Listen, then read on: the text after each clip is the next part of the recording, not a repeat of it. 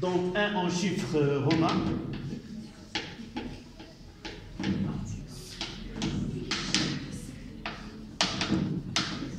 Mouvement d'un projectile.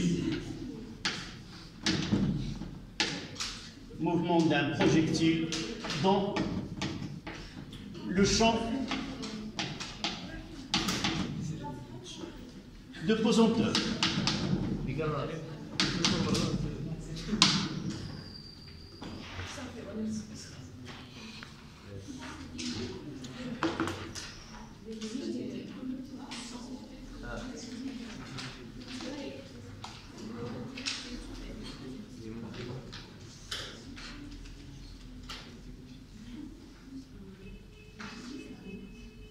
Ça y est? Non.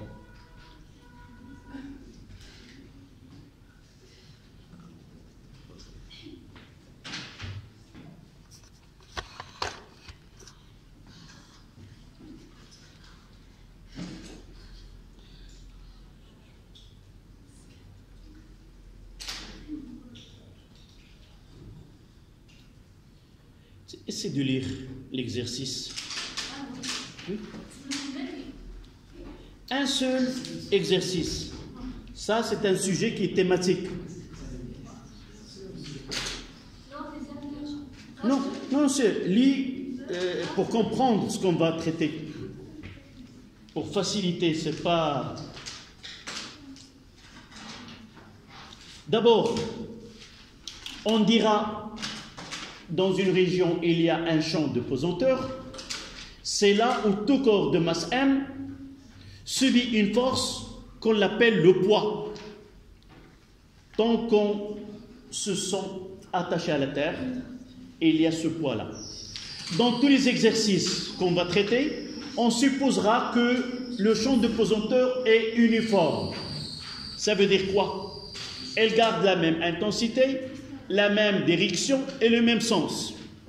Tant qu'on travaille dans une région donnée, on ne peut pas faire un travail et le finir dans une autre région parce que G change avec la latitude de pôle nord à l'équateur au pôle sud, donc la valeur de G varie.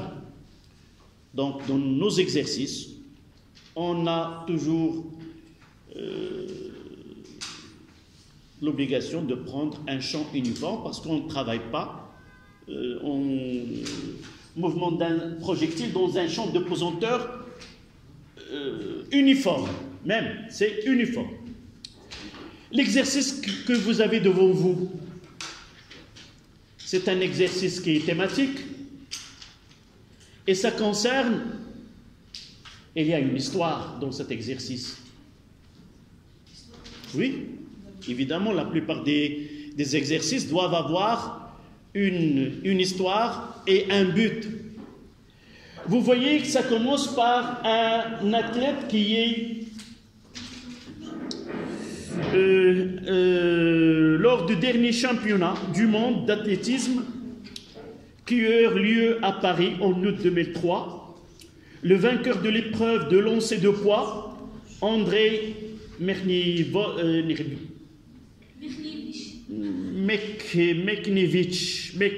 voilà, André Meknevich. Sans qu'on prononce le KH chez nous, c'est. Donc, voilà. A réussi un G à une distance D égale 21,69 mètres. Là, un autre athlète, il va essayer d'être un concurrent avec celui-ci, qui est un champion olympique. Son entraîneur, voici l'histoire. Un entraîneur d'un athlète qui va jouer ou qui va compétir avec ce champion, son entraîneur, il va essayer d'étudier le mouvement de ce champion et de chercher s'il est possible de vaincre ce champion et décrocher ce record du monde au lieu qu'il soit 21,69 mètres. Est-ce que son athlète sera capable de dépasser cette distance-là. Et il deviendra un teneur de record du monde dans cette discipline. Donc, ce entraîneur, elle va traiter la façon avec laquelle ce champion fait son mouvement. Et par la suite, il va essayer de jouer dans quel domaine son athlète, le concurrent, va essayer de dépasser ce champion du monde. D'accord? Voilà l'idée générale. Est-ce que c'est possible que ce concurrent elle a la possibilité de dépasser cette valeur-là de D ou non? Donc, un logiciel informatique lui permet de réaliser une simulation de ce lancer et de déterminer la valeur de l'angle de vecteur vitesse initiale avec l'horizontale soit égale à 41. Vous voyez le schéma. Essayez de tracer à partir de là où il y a la main de l'athlète une vitesse V0 qui fera un angle alpha est égal, on notera alpha, mais dans l'exercice c'est 43. Donc voici le schéma. De là, il y a une vitesse initiale V0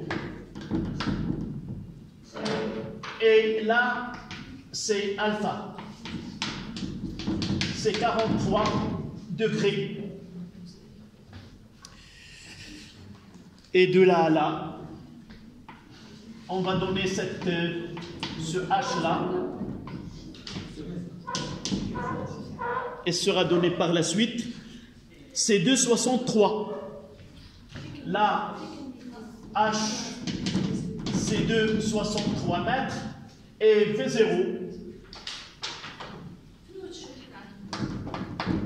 V0, c'est, vous la voyez là, c'est 13,7.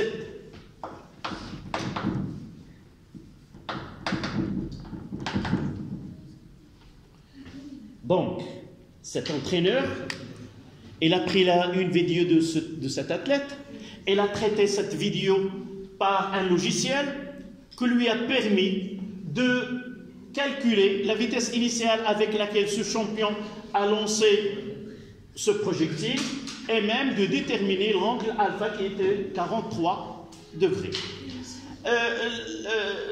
La longueur, si vous voulez, là où il y a mis le main, de là à là, c'est 2,63 mètres. Oui, sa longueur est avec sa main. Tu peux chercher cet athlète, quel est son poids, sa taille, oui. 2,62, oui. Nous avons de la chance, ce champion n'est pas avec nous pour corriger sa taille. Donc, pour l'étude, on définit le repère OXY représenté ci-contre. Voici, là c'est Y, là c'est X, là c'est J et là c'est Y. Voilà. OY est un axe vertical ascendant passant par le centre d'inertie du boulet. Le boulet, c'est cette masse qu'il va lancer. À l'instant T où il quitte la main de lanceur. Et dans le plan vertical de la tangente de la trajectoire, l'entraîneur a étudié le mouvement de centre d'inertie du boulet et a obtenu 3 graphes. Vous avez deux, figure 1, figure 2 et d'autres figures. Donc,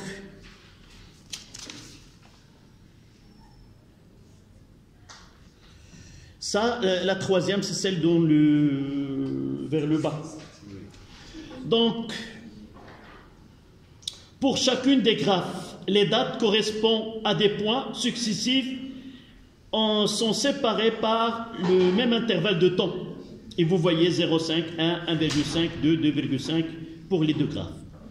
Premièrement, étude des résultats de la simulation. 1, 1. Donc, 1. Et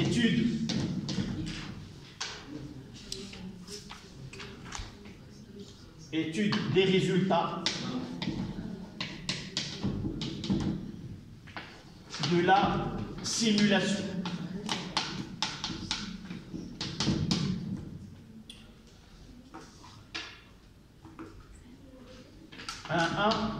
Étude de la projection horizontale de mouvement de centre d'inertie de boulet. En utilisant le graphe 1, déterminer la composante V0x de vecteur vitesse de centre d'inertie du boulet à l'instant t est égal à 0. Donc d'après le graphe, on voit que la vitesse garde la même vitesse, c'est 10. Donc 1, V0x est égal à 10 mètres seconde moins 1. Qu'est-ce qu'on peut dire la nature du mouvement? Le mouvement est rectiligne uniforme selon l'axe des x. Mais ils n'ont rien demandé, donc non. La composante de vecteur vitesse de centre d'inertie du boulet, donc ils n'ont pas. La nature du mouvement. C'est 112. Dans 112. Si tu réponds ici, tu perderas. Donc 112. La nature du mouvement de projection de centre d'inertie sur l'axe x en justifiant la réponse. Donc V0x est égal à une constante. Ça veut dire que d de Vx sur dt est égal à 0. Donc le mouvement est rectiligne uniforme.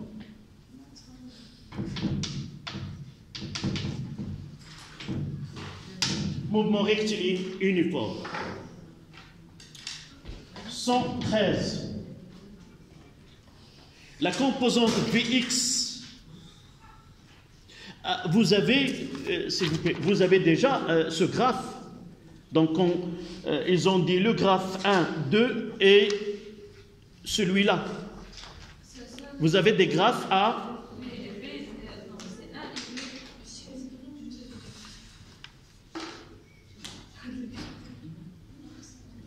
D'accord? 113. La composante Vx. Vsx. S, c'est quoi? C'est le point le plus haut de la nature du mouvement. 113. La composante Vx de vecteur vitesse de centre d'inertie lorsque le boulet est au sommet S de sa trajectoire. Là. Là.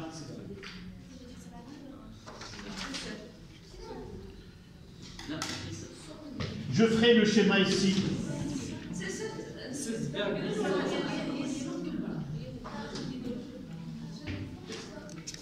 Sauf moi, j'ai deux feuilles. Et vous avez une seule sur laquelle il y a 4 pages. Économie de papier. Là, c'est S. Vous l'avez vu en mathématiques. Comment est la tangente à la courbe au point S? Tangente Horizontale. Horizontale. Et on aura besoin... Oui, 0. Non, non, la tangente, elle est là. Ça veut dire quoi? Ça veut dire que la vitesse V, en S, elle est horizontale. D'accord? Donc, la question, s'il vous plaît. La composante au sommet. Donc, Vs est égal à Vxs, car Vsy est égal à 0.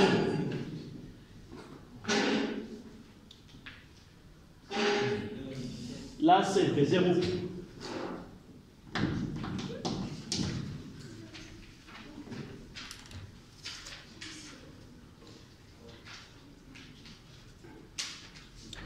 en utilisant la figure 2, là c'est 1, 2.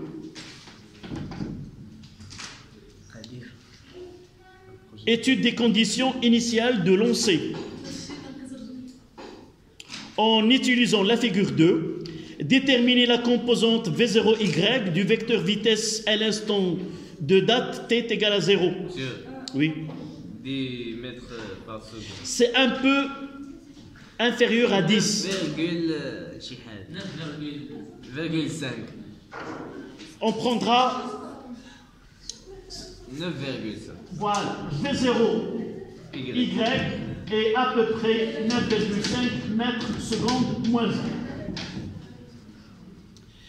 1. S'il vous plaît, dans certains cas, essayez d'écrire ces valeurs-là. En réalité, l'échelle doit être très claire, mais vous l'écrivez en crayon, parce qu'il viendra par la suite d'autres calculs, et on vous demande de comparer les deux. Il ne faut pas que la lecture soit très loin de celle que vous aurez. On parlera par la suite. Donc, la vitesse initiale, c'est presque 9,5 mètres secondes, moins 2. 122. À partir des résultats précédents, vérifiez que la valeur de la vitesse instantanée et l'angle de tir sont compatibles avec les valeurs respectives V0 13,7 mètres secondes moins 1 et alpha 43 degrés donnés dans le texte. Oui. On peut dire 9 mètres par seconde. Non, parce que là, quand j'ai non. mesuré ici, Non, c'est 1 millimètre pour... Non, c'est pas. Si tu utilises la règle elle-même, c'est une source d'erreur, de parallaxe. Donc, c'est pas. Donc, vous essayez d'estimer. Et lorsqu'on vous demande de comparer, si vous trouvez une différence minime, tu la gardes. Si tu trouves un grand écart, tu relis la valeur, tu reviens à la lecture. D'accord?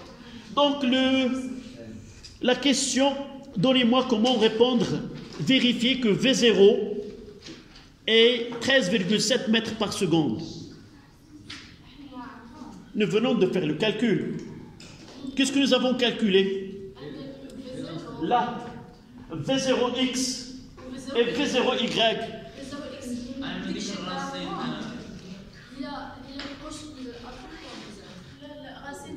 C'est la racine carrée.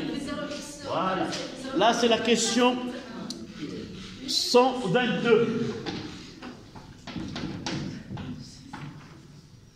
V0 est égal à V0x au carré plus V0y au carré, qui est égal à la racine carrée de 10 au carré plus 9,5 au carré. Tu gardes, Brahim, la coupure et la colle 13,7. Et après 7, il y a presque. Donc, 13,7 mètres secondes moins 1. Tu vois, si tu as lu 9, tu auras un écart qui est très grand. Et si tu as lu 10, on peut dire 10. Donc, d'accord? Mais dans ce cas-là, c'est presque égal. Donc, on vérifie cette valeur. Oui.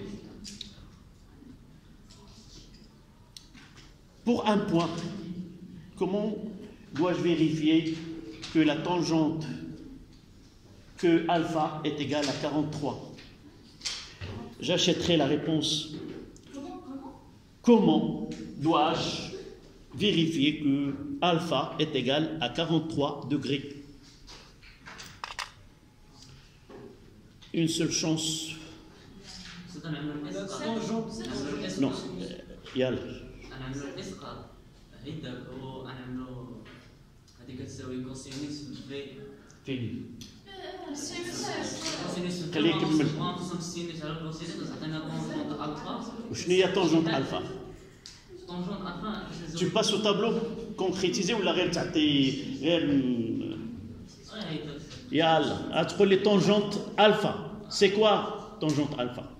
طونجونت الفا انا من طونجونت موان زان الفا Non, attendez, غير tangente alpha moins 1 نقوم بها. Ça, c'est quoi?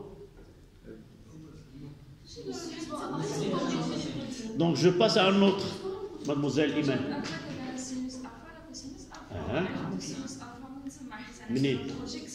Non, non, est-ce que je vais faire une mesure sur le papier? Non. Sur le graphe. Comment sur le graphe? On a déjà calculé V0Y et Oui. V0X. Oui. Oui, donc on va faire Non, tu fais le calcul. Voilà. Tu as tous les ingrédients pour répondre. Et il suffit de le mettre dans la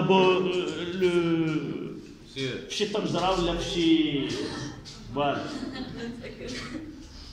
Tu as dit tout ce qui est nécessaire. Sauf il suffit un schéma. Un schéma, oui. Hein? يلا ها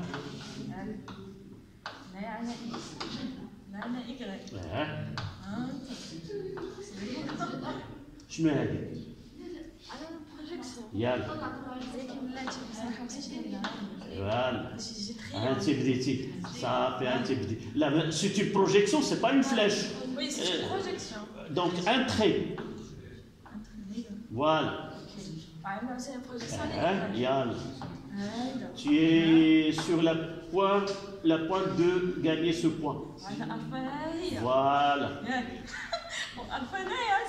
يلا تبقى تزوقي لي صافي شويه عليا ان بوان يلا هنايا شنو حنا خصنا نحسبها donc nombre c'est 2 c'est quoi ça non ce trait que tu as fait c'est quoi c'est la projection comment avec les données V0 c'est V0X yalla tu la nommes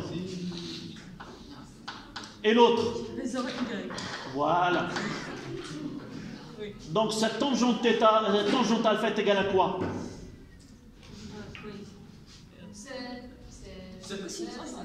Donc on veut calculer alpha. Oui. Tu connais V0x.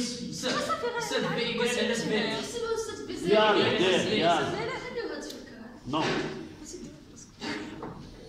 Oui. J'ai V0 focus alpha.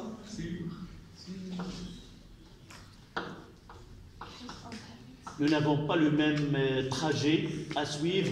Le tien, il est correct. Et le mien, moi je pense à autre chose. Est égal à quoi ça? La première est égale à quoi ce V0 cosinus alpha? C'est quoi V0? V0X. Yalla, calcule-moi ce alpha. Une seule de ces deux.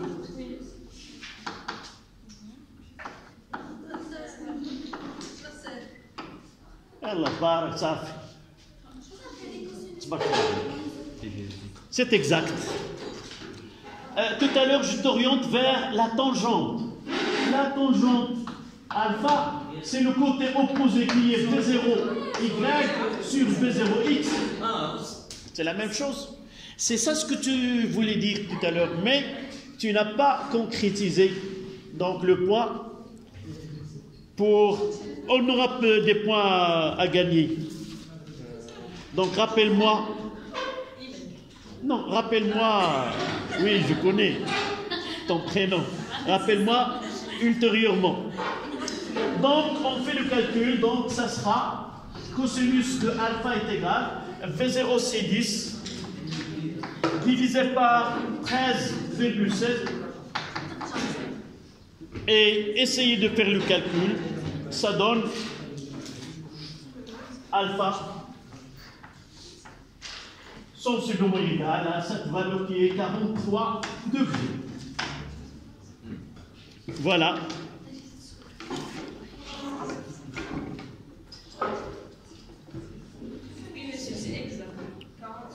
Combien? 43. Donc c'est exact. Donc c'est 43.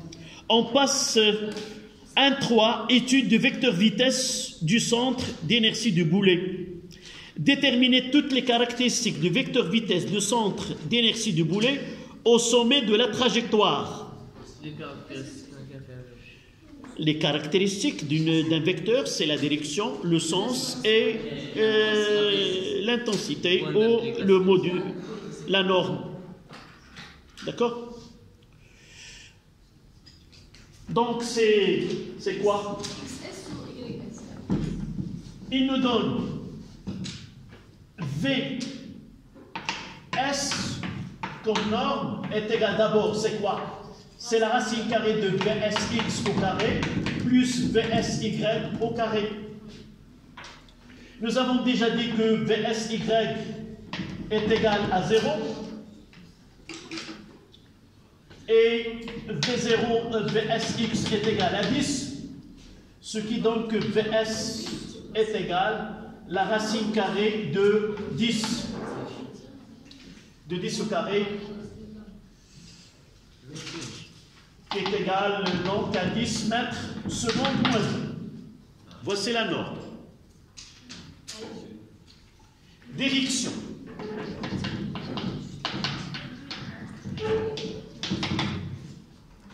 La direction, c'est quoi?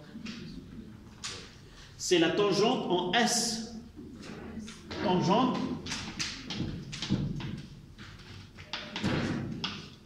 en S. C'est une droite qui est parallèle. En réalité, au lieu de répondre de cette façon, on peut faire un schéma. D'accord? On peut faire un schéma. Là, je mettrai Vs. Et pour me mettre là, c'est une droite là, qui est perpendiculaire à l'axe. La direction.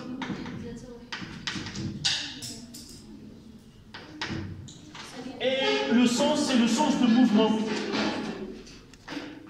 Là, c'est le sens, la trajectoire, l'orientation. Il suffit de faire ce schéma-là. Vs est égal à 10 mètres secondes moins 1. D'accord? Ça, c'est 131, 132.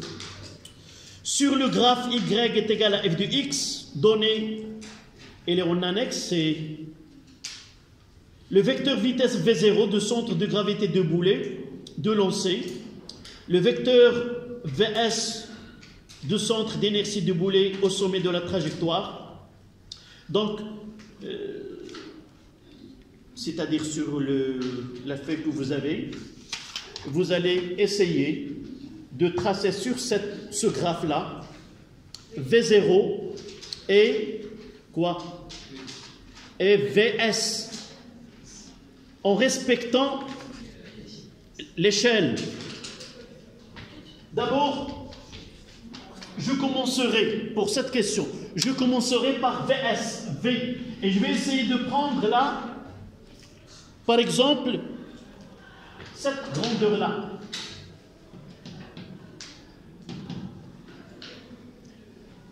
Vs, quelle est l'échelle que je dois prendre? C'est quoi Vs en réalité? C'est la projection de V0. Donc si je prends 1 cm là, je dois avoir 1 cm là. Sinon, ma représentation n'est pas complète. Est-ce que vous êtes d'accord? Là, Vs c'est V0x. Donc si c'est cette question dans un contrôle continu, je vais essayer de m'assurer que vraiment cette projection, elle est la même ici. D'accord? Là, on va essayer de garder la deuxième partie qui est théorique pour le samedi, Inch'Allah. Sauf ici la deuxième partie. C'est peut-être on aura le temps de